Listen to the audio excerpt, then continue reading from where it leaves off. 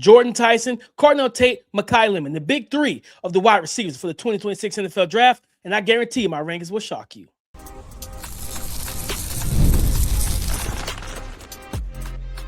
You are Locked On NFL Draft, your daily podcast covering the NFL Draft. Part of the Locked On Podcast Network, your team every day. Welcome back to the Locked On NFL Draft Podcast, your daily podcast covering your favorite draft prospects. Part of the Locked On Podcast Network, your team every day. I'm your boy, Damian Parson. I'm an NFL draft analyst with Bleacher Report. As always, thank you for making Locked On NFL Draft your first listen of the day. And thank you for making the Locked On Podcast Network the #1 sports podcast network in America. It's all because of you, our everydayers, and we love you for it. It's time to drop my first edition for the 2026 NFL Draft, my top 10 wide receiver rankings. We're going to kick it off with talking about the big three: Makai Lemon, Jordyn Tyson, Carnell, Tate. Who's one, who's two, who's three? We get into that. Then we're going to get into wide receivers 4 through 7 and close out with wide receivers 8 through 10. I guarantee you there's some names that are going to shock you on my list. But before that, today's episode is brought to you by FanDuel. It's the last call for football on FanDuel. If you're a new customer, bet just $5 and you'll get $200 back if you win. These are the wide receiver rankings. The big three wide receivers for the 2026 NFL Draft.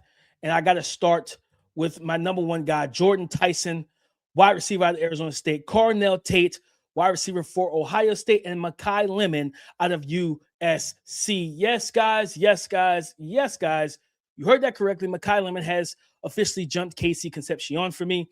I do think that KC, it's just all about, I think, reliability a little bit. You know, when I look at Makai Lemon over KC, it's slight. I literally just bumped him up recently. I think the stronger hands, better catch radius, and the strength and physicality that he plays with will allow him to translate quicker to the league. While I think KC will be a guy that needs an OC that's going to believe in what he does, even though he has to be a more polished skill set in versus man-to-man coverage. But we'll get into that a little bit later. Let's start with the big three. Jordyn Tyson. Jordyn Tyson remains my wide receiver one. And I moved him down and I moved him back up. Went back to the Tate. Listen, man, he's complete to me. He's a complete wide receiver. I get everything. And here's what I want to what I mean by that. With Carnell Tate, I know I'm getting catch radius, springy athleticism, a guy that can eat up grass. Okay, a boundary receiver who can also play in the slot, great route runner, all of those things. Makai Lemon, I know I'm getting a slot demon, as the kids would say, just a dynamo out of the slot, a physical player out of the slot. Like, he is a pure headache and a hellraiser from the slot position. And with the route running, the toughness, the ability to transition quickly from runner to receiver, the catch radius and ball skills, things of that nature. But you don't get, I don't project, or I don't believe he's going to play well on the outside. If he's lined up on the line, dealing with press man coverage, that's not really the way he wins. And the lack of verticality and deep speed and explosiveness and dynamicism in that realm to win against outside NFL athletes, that's a concern. Who I don't have those concerns with? Jordyn Tyson. Because what Carnell Tate doesn't do after the catch, Jordyn Tyson does. What release package and ability to win on the outside, like Makai, where I have those concerns about Makai Lemon, I don't have those concerns with Jordyn Tyson, right? Jordyn Tyson is a complete wide receiver. Now, is he perfect? No, there's no such thing as a perfect wide receiver. I guarantee you guys, you bring me a perfect prospect. I know we do the perfect prospect pairing. That's but more so putting the right player to the right team for their success and the team's success. But it's not called, you will never hear us say that's a perfect prospect. I'm never giving anybody a 10 on my scale. So what do I mean by this, right? He is the most complete prospect to me. Because again, he's not perfect. I can tell him, I can work with him on, hey, as a coach, you gotta, with your route running, you're a little bit Kyrie Irving. You over dribble sometimes. You overstep. Be just, when he is decisive, concise, sudden, and just intentional, you can't cover him one-on-one, especially out of the slot. So, but at times he does a little, it's kind of, I think I said this before, it trends to that Jerry Jeudy aspect of maybe you're doing a little too much. And sometimes that happens, right? you know, you get a little, listen, I know we all like to watch Dancing with the Stars and get really fancy with the footwork, but sometimes you want to, less is more. Okay, less is more. Intentional with every step, violence with every step, suddenness with every step, selling with every step, right? Work the route stem and the phases of it. And if you do that consistently, you're going to get open. The number one job of a wide receiver, get open and catch the football. And Jordyn Tyson has done that at a high level, especially in 2025 prior to getting hurt. And I know I hear you guys. DP, the injuries. I get, guys, trust me. 2022, what, knee injury? 2024, collarbone at the last game of the season, right? Freak injury, last game of the season. And then dealt with the hamstrings in 2025. But I go back to that Texas Tech game. They don't win that game without him. He put the team on his back. It was literally like watching I'm not calling him Kobe Bryant, but I think we've seen Kobe hurt in games in his career and still score, knowing that you as a defense are trying to take me away and I'm not even healthy and I'm still going to put up 40. And you saw that down the stretch of that game. Arizona State loses that game to Texas Tech without Jordyn Tyson. He would not come out the game. And I believe he messed up both. I believe he injured both hamstrings on that in that game, and he still led them to a game-winning drive. So, yes, that's why he's my number one guy. I'm waiting for the combine in a couple weeks, and we'll get the medicals and everything else. But, yes, Jordyn Tyson, my wide receiver 1. Carnell Tate is my 2. And it's the simple thing of being that prototypical Z receiver. I think you can bulk him up to make him play the X and everything like that if you want to, but he's outstanding route runner, so detailed, so polished. He's a pro, right? Both of these guys are pros. Makai Lemon too, right? He's just got a pro approach to how he attacks defensive backs, getting into the leverage, finding the blind spots, right? And unlike Makai Lemon got a lot of run against nickels and against safeties, right? And that's great. But I'm not putting you over other receivers because they're playing the top corners, and those top corners are following them. And I know people say, well, what about Jeremiah? Yes, Jeremiah Smith. Okay, cool. If he didn't play the best corner, he played the second best corner. He wasn't just getting guarded by a safety or a nickel and things of that nature. Not to poo-poo or diminish what Makai Lemon did, but Jordyn Tyson and Carnell Tate faced some of the top guys on the outside. And I want to see that. Right, I didn't see that from Makai Lemon. I wanted to see that. Okay, the top guy he faced this year was Leonard Moore, and Leonard Moore for the most part locked him down in that game. Yes, I know there's some beat reporter who put out some clips. Yes, Makai Lemon was able to get free a couple of times, and he didn't get the ball. But for a lot of that game, Leonard Moore, when he got hands on, he was ending those reps. So yes, Carnell Tate, springy athlete, ball skills, great hands. Again, just a pro's pro and how he attacks the game. If he was a little bit more fluid after the catch, I would have went with my initial comp, which was AJ Green. But AJ Green just had the wiggle. He had the elusiveness. He could put a move on you. Carnell Tate is more of a run to the void type of guy where, Makai Lemon transitions quickly. He's got the lateral cuts and things of that nature. And then he's like a running back after the catch too. Similar to Jordyn Tyson as well. Both of those guys are strong. I think that with Tate as well, I want to see him get a little stronger. I do want to see him put a little bit more on the frame. Makai Lemon being my wide receiver 3, guys, it's simple to me. This is a slot receiver, a chain mover, a first down maker, a security blanket, in the right offense. I'm being honest with you. Man, I'm not going to lie. I can't. Guys, I would love him in Josh McDaniels' offense. I would love Makai Lemon with the Patriots, man. Makai Lemon in the slot, right? Kayshon Boutte, Kyle Williams, Stephon Diggs. Those guys. Makai Lemon in the right offense could be a 100-catch slot receiver. But that's if the slot is the point of the offense. If he's in the offense where you got a dynamic number 1 already, it could limit his touches unless you're a team that don't run the football. So, nonetheless, pound for pound, toughest receiver in this class. And this young man does it all, brings it all, and he's just so talented. So, hey, Tyson at 1, Carnell Tate at 2, Makai Lemon at 3. But coming up next, I'm going to kick it off with KC Concepcion and why he's number 4. We go through 4 through 7 of my top 10 wide receivers. Let's be real. No one starts a business for the joy of calculating tax withholdings or managing payroll spreadsheets. That's where Gusto comes in to take the stress out of payroll, benefits, and HR so you can focus on running your business and supporting your team.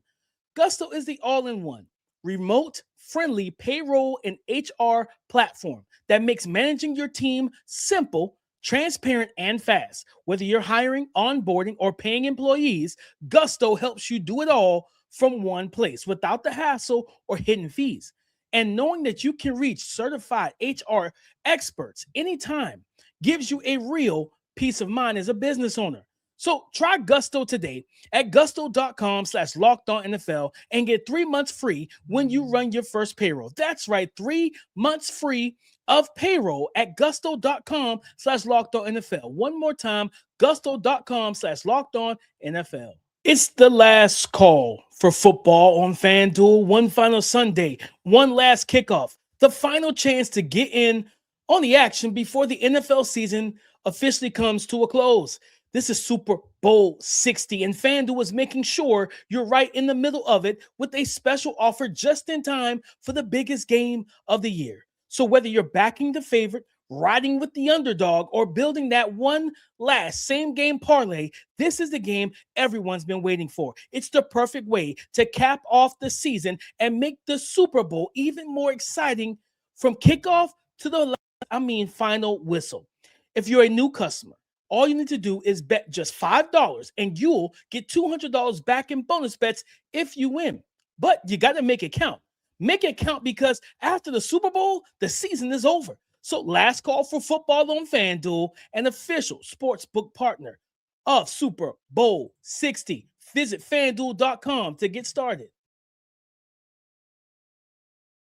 Wide receivers 4 through 7 of my top 10 wide receiver rankings and what we're getting into next. But guys, thanks for being an everydayer with us. If you want the show ad-free, please check out the Everydayer Club. Go subscribe and become a member. All you have to do is go to lockedonnfldraft.supercast.com.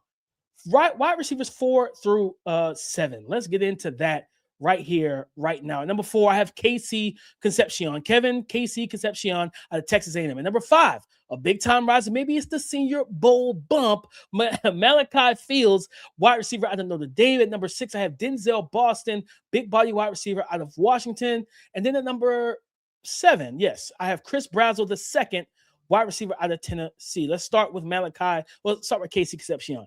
KC Concepcion, wish he was in Mobile. I don't know if it was weather because, we've back-to-back, the South has gotten hit with, we are currently dealing with snow and ice that's trying to melt so we can get the kids back in school and everything here in South Carolina. But the weekend going into the Senior Bowl, there was the winter storm that hit the Southeast and everything like that. So maybe it was travel, especially coming from out of Texas. I know, a couple guys leaving the Shrine Bowl had some issues trying to travel and get back to Mobile, Alabama for the Senior Bowl.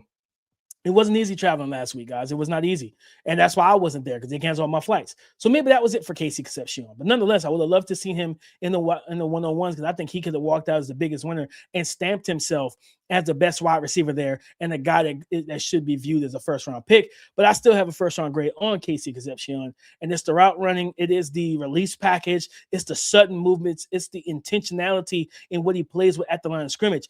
It's feet first, hand second. He knows how to beat press coverage. He gives you multiple releases. He's quick, he's sudden, and he's explosive at the line of scrimmage in the contact window. If you do not get hands on and he gets past you, it's the old phrase, if he's even, he's leaving. I'm not saying he's a 4.2 athlete, but I wouldn't be shocked if he hit 4.38. I'm just telling you right now. I think he has the top end speed. I watched him against Rondale Moore. I watched him against Mansour Delane, and he beat both of those guys in man-to-man coverage multiple times. Okay, on the outside, not in the slot, on the outside. Well, he did it both ways. He beat them both working out of the slot, and he beat them both working from the Z and from the X position. So at the end of the day, KC Concepcion is one of the best playmakers at the wide receiver position. You can give him the ball in the orbit motion, jet sweep motion. You can line him in the backfield. We're watching that, right? And that started, go back to those years with the Packers, and they had Randall Cobb. I'll never forget that year where they played the Patriots at home in late in that season. It was Aaron Rodgers, Tom Brady, Darrelle Revis, Jordy Nelson, And they were trying to, Bill Belichick loves to do the, hey, take my number one, put him on your number two, take my number two in the safety and double your number one. And he tried to do that. And Mike McCarthy said, hey, we're going to line up, Randall Cobb in the backfield as a running back, right? Because that goes back to his time at Kentucky, right? If you know, right? They got Rolodex up here, baby. I know. But yes, it goes back to that time there. And it created that Reggie is one of the best, if not the best, press man or man-to-man cover corners in all of football in NFL history, right? My favorite and everything.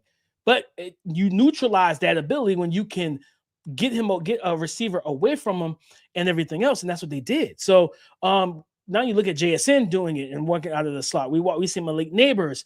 We know Luther Burton did it at Missouri, and we'll see that in Chicago at times. You see it with these star wide receivers. And KC Concepcion is another guy who would do that. Makai Lemon can do that.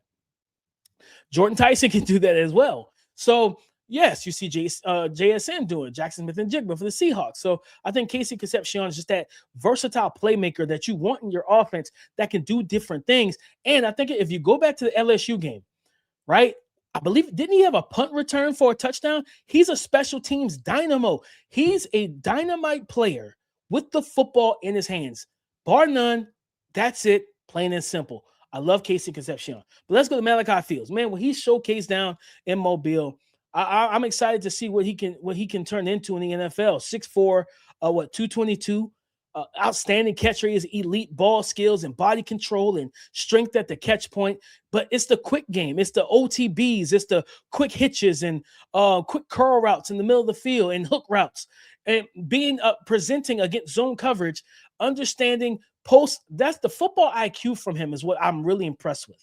Because after the snap and you having to run your route and know, hey, if it's an option route, hey, I either sit it here or take it up the seam, depending on what they're running, right? If it's man to man, and I can box my guy out. Hey, you hook it down, box it out, play basketball, throw it to me in the paint.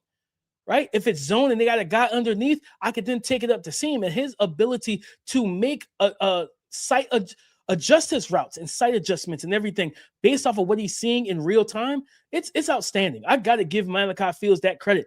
The football IQ is there. So that ability, on top of the back shoulder fade ability, when you're a big body guy, you don't have to separate like a small receiver because you're typically, if you have great ball skills and strength and body control and hands, you're never really covered because you can always uncover on back shoulder fades, just 50-50 head top balls, like going up and snatching the ball off the rim, off for a rebound or an alley-oop, and things of that nature.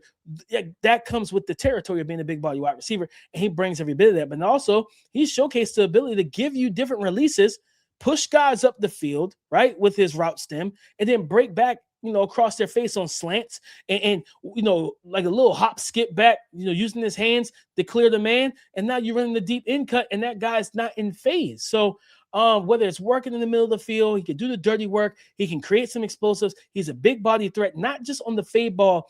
When you're in the, when you're in the red zone, he gives you so much more than that. Same thing with Denzel Boston. Denzel Boston, elite ball skills and leaping ability, go up, make plays on the ball, enough fluidity and agility to catch those slants and make a guy miss and get yards after the catch, enough little wiggle, not so much hip tightness for a big body wide receiver as himself. I just question the top end speed for him and that ability to take the top off. But again, that back shoulder fade, are you going to be a Rome Odunze variant where it's like, hey, back shoulder fades, jump balls? I don't know if you're Rome to me was a better route runner coming out. Is Denzel Washington going to be able to run those routes to win man-to-man coverage and manipulate guys? We'll see how that works out in the NFL. And then Chris Brazzell II, listen, 6'5", 200 pounds, vertical speed, just a grass eater with every step and stride if you give him free releases. But trust me, I'll tell you, blaze outs, out routes, comeback routes, hitches. He works back down the stem. I think he has enough ability to sell the double moves and shakes and, shake routes and stop and goes and stutter and goes and things of that nature, even maybe some sluggos. I think he gives you enough as a route runner to win the short and intermediate. I think he could be a complete X receiver at the next level, right? I know some people look at him as just a deep threat. He's more than that, guys. I'm telling you, watch how he sinks his hips. Watch how he attacks different coverages. If you press bailing out of there, if you're side saddling out of there, he knows how to attack you and get open. But next up, guys, we're going to close this things out with wide receiver 8 through 10. And we got 2 new members of my top 10 that just shined in Mobile at the Senior Bowl. This episode is sponsored by BetterHelp. February can be a lot. Flowers, candy, stuffed animals, and so much talk about relationships. And it honestly feel like everyone else has it all together in their love lives. But here's the truth. Whether you're married, dating, single, or just focusing on you, most people are still figuring it out. No matter where you are in your romantic journey, therapy can help you find your way. It can help you get clear on what you want, what feels heavy, how to take some pressure off yourself. So even if you are single and not in a relationship right now, therapy can help you feel more confident in what you want moving forward whenever that special person comes along. BetterHelp has licensed therapists in the US, and they do the initial matching for you. So you can focus on your goals. And if you want to switch therapists, you can do that at any time. Sign up and get 10% off at BetterHelp.com/locked on. That's BetterHelp.com/locked on. Tax season doesn't have to take over your life. This year, TurboTax is making it easier than ever to just hand things off and move on with your day. With TurboTax Full Service, you can have your taxes done for you by a trusted local expert, start to finish, without the stress or the guesswork. So instead of spending hours trying to figure out forms, you can meet with a local TurboTax expert in person, or you can connect online. They handle everything from W-2s to self-employed forms and work to get you every single deduction. It's a huge time saver and gives you real peace of mind knowing an expert is handling it. For a limited time, you can have your taxes done by a local TurboTax expert for just $150 all in. If a TurboTax expert didn't file for you last year, just file by February 28th. Take taxes off your plate. Get back to living your life. Visit TurboTax.com/local to book your appointment today. Thank you for making Locked On NFL Draft your first listen today and everyday shot, for being our everydayers. Wide receivers 8 through 10 to close out my top 10 wide receiver rankings. At number 8, I have Cyrus Allen, senior wide receiver from Cincinnati. At number 9, I have Reggie Virgil out of Texas Tech. And at number 10, I have Dion Burks out of Oklahoma. A big-time riser for me post-Senior Bowl has been Cyrus Allen, the wide receiver out of Cincinnati. Guys, the Senior Bowl, the Shrine Bowl, they're not to supersede film. It's more so to say, hey, go back to the film, or in this case, go to my film. And going to the film of Cyrus Allen, I watched the all 22 reps at the Senior Bowl, how hard and uncoverable he was in one-on-ones, and how he was able to win in team reps and things of that, and it translated. And then I went to the film, and by God, it translates. It's the same thing. This is a space creator. And I think I have a comp. I don't want to do it just yet. I'm going to wait till you guys got to wait till I do his full profile. But yes, route running, creating space. You talk about gearing down, speed dilation, deceptiveness, manipulative, and just route manipulation. Like, this dude can decel and accelerate with just quickness and suddenness, man. And he has full control as a route runner. And I love that. I think this is a young man whose stock should be on the rise for you guys. And if you haven't turned on the Cincinnati tape, please go watch Cyrus Allen. Well, he's like 5'11", 185 pounds, 88 pounds. This young man gets after it. He can win. Listen, at the Z spot and in the slot. And I promise you right now, one-on-one, and you don't have safety help, slot fades, he can do it all. He can run those routes and create explosives. He's got big-time speed after the catch as well. Matter of fact, first game to turn on Utah. 2 for like 130 plus and a touchdown. This young man creates space and creates big plays when given accurate passes. Reggie Virgil, 6'2", 195 almost 200 pounds, another guy that really boosted his stock. I like what I've seen from Reggie Virgil. And this is a guy that can take the top off the defense, good salesmanship. He knows how to snap off his routes at the apex, work back down the stem. Okay, a guy that played predominantly on the outside, 419 reps per PFF. 85% of his snaps came from the outside. Okay, solid after the catch. For those who care about like yards per route run was 1.5, but I think that's more so because of the fact that Barrymore was his quarterback and he doesn't have good arm talent, and you just can't stretch the field as much as you like to. But his ADOT was a little over 12 and a half at 12.6. This is a guy that can make plays at the catch point and high point. I love his ability to stem you and sell vertical. He gets on his high horse quickly, gears up, right? Accelerates with speed and acceleration quickly. And again, I like the size too. I think, just his ability to work the middle of the field, it's just smooth. He's got a smoothness to his game. And I like that a lot. I think this is a player that, second round, man, second, third round, somebody's going to get a steal. And he may come in as your wide receiver 3/2. But I think by the time his rookie season is over, going into his sophomore year in the league, he probably will establish himself as the second best wide receiver on your team if you give him the targets. If you're a team that needs help and you need weapons, right? I think teams that need more wide receiver help, yeah, you look at a guy like that. New Orleans Saints. If you can't go wide receiver early, you can go a Reggie Virgil and add some size to that room to pair him with a Chris Olave, right? The Washington Commanders, you need somebody else opposite of a Terry McLaurin, man. You need it bad, right? So I just look at the situation and I say, has the size to play on the outside, the speed to win out on the outside.